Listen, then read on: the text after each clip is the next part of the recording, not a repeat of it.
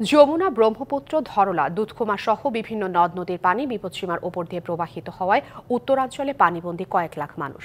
সিলেট, সুনামগঞ্জে গেল ২৪ ঘন্টায় নদীর পানি কমলেও দুর্ভোগ কমেনি বানভাসীদের। সিরাজগঞ্জের যমুনা নদীতে ধীরগতিতে বাড়ছে পানি। সিরাজগঞ্জ পয়েন্টে প্রবাহিত হচ্ছে বিপদসীমার ৩ সেন্টিমিটার ওপর দিয়ে। সোমবার পর্যন্ত পানি বাড়ার শঙ্কা রয়েছে। কুড়িগ্রামের ব্রহ্মপুত্রের পানি সামান্য কমলেও এখনও বিপদসীমার ৭০ সেন্টিমিটার ওপর দিয়ে বইছে। এছাড়া ধরলা ও দুধকুমারের পানিও বিপদসীমার ওপর দিয়ে প্রবাহিত হচ্ছে। পানিবন্দী অবস্থায় অসহনীয় দিন কাটছে বানভাসীদের। শেরপুরের সব নদ নদীর পানি কমলেও দ্রুত বাড়ছে পুরাতন ব্রহ্মপুত্র নদের পানি। উজানের পাহাড়ি ঢলে সৃষ্ট আকস্মিক বন্যায় এখনও ভোগান্তিতে ৪ উপজেলার ৪০টি গ্রামের প্রায় ২০,০০০ মানুষ। এদিকে সুনামগঞ্জের বন্যা পরিস্থিতি গেল ২৪ ঘন্টায় কিছুটা উন্নতি হয়েছে। কয়েকটি নিচু এলাকায় সড়ক থেকে পানি নেমে গেলেও ভোগান্তি কমেনি। এছাড়া সিলেটের সবকটি নদ নদীর পানি কমলেও ভোগান্তিতে রয়েছে ফেঞ্চুগঞ্জ, বালাগঞ্জ, দক্ষিণ সুরমা, কানাইঘাট, জকিগঞ্জের বিস্তীর্ণ নিম্নাঞ্চলের মানুষ।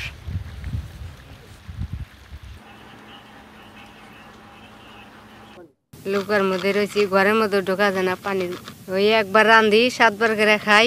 মনে করেন সে জায়গায় যাবো, সে জায়গায় আত্মীয় স্বজন বাড়িতে সব বাড়িতে পানি, তারপরে আশ্রয় কেন্দ্র এখানে সেরকম নাই। প্রায় এক সপ্তাহ ধরে প্রচুর পরিমাণে পানি বাড়তি। আমরা এখানে প্রায় ২-৩ হাজার পরিবার নিয়ে খুব কষ্টে আছি। গত 3 দিনে আপনার অতিমাত্রায় পানি বৃদ্ধি হওয়ার কারণে আমাদের ক্ষতির পরিমাণটাও বেশি। কিন্তু ফজরের নামাজও পড়া না, পানি সকালে নামছি, এ পর্যন্ত পানির মধ্যে ভিজাই রয়েছে, ওটাই হারিয়ে নেই। পাকশাক করে খাওয়াতেছি না, এই দেখেন সকালে বিটি বাইতে গেছিলাম, কিন্তু ভাত পাক করে বাইরে নিয়ে আসলাম।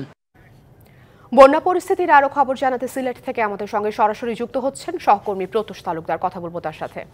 প্রত্যুষ, আমরা প্রতিবেদনে দেখছিলাম বন্যা পরিস্থিতির অবস্থা, সর্বশেষ কি তথ্য আছে, প্রশাসন কি বলছে এবং বানভাসীদের বক্তব্য জানতে চাইব। আফরিন, সিলেটে কিন্তু গতকাল রাত থেকে এখন পর্যন্ত প্রতিটি নদীর পানি কিন্তু কয়েক সেন্টিমিটার করে কমেছে। তবে সে এতে আশঙ্কামুক্ত হওয়ার কিছু নেই। সিলেটে কিন্তু এখনো 4টি পয়েন্টে সবশেষ তথ্য আমরা পেয়েছি, যেটি সুরমা এবং কুশিয়ারার পানি বিপদসীমার উপর দিয়ে প্রবাহিত হচ্ছে। সুরমার পানি সিলেটের কানাইঘাট পয়েন্টে কিন্তু বিপদসীমার 50 সেন্টিমিটার উপর দিয়ে প্রবাহিত হচ্ছে, যদিও গতকাল রাত থেকে সেটি 4 সেন্টিমিটার কমেছে। এবং সিলেট পয়েন্টে সুরমা নদীর পানি আজ থেকে বিপদসীমার নিচ দিয়ে প্রবাহিত হচ্ছে, যেটি গতকাল রাতেও আমরা দেখেছি। সেটি আশাবাদের বিষয়। তবে কুশিয়ারা নদীর পানি 3টি পয়েন্টে কিন্তু বিপদসীমার উপর দিয়ে প্রবাহিত হচ্ছে, কোথাও আবার 40 সেন্টিমিটার, কোথাও 80 সেন্টিমিটার, কোথাও তার চেয়ে বেশি।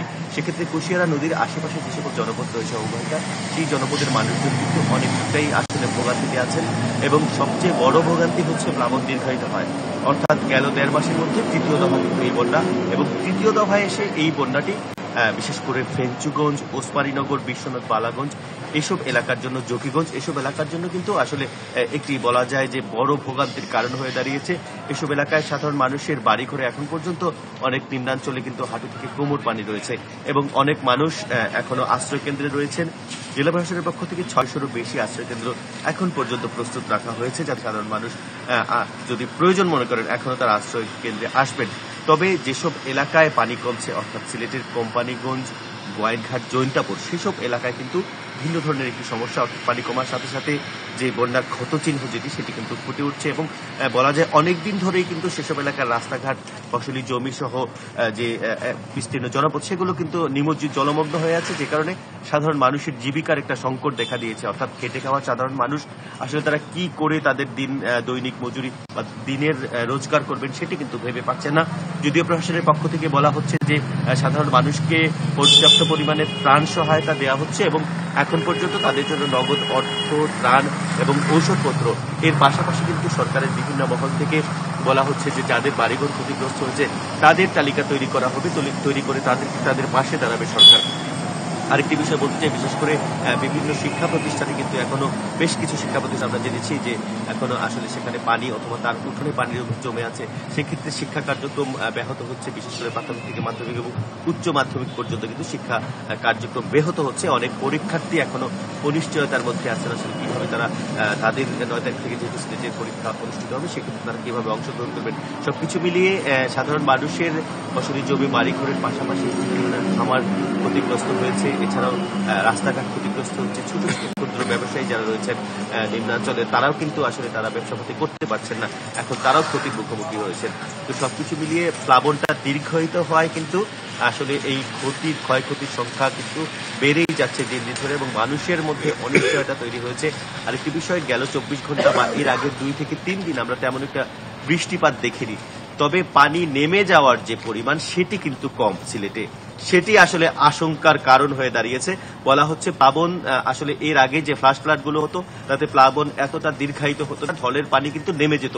সেই বিষয় নিয়ে কাজ করার জন্য সাধারণ মানুষ এবং নাগরিক সমাজ আসলে কর্তৃপক্ষের প্রতি আহ্বান জানিয়েছে। আফরিন, এই ছিল সর্বশেষ অবস্থা। প্রত্যুষ, আপনাকে ধন্যবাদ।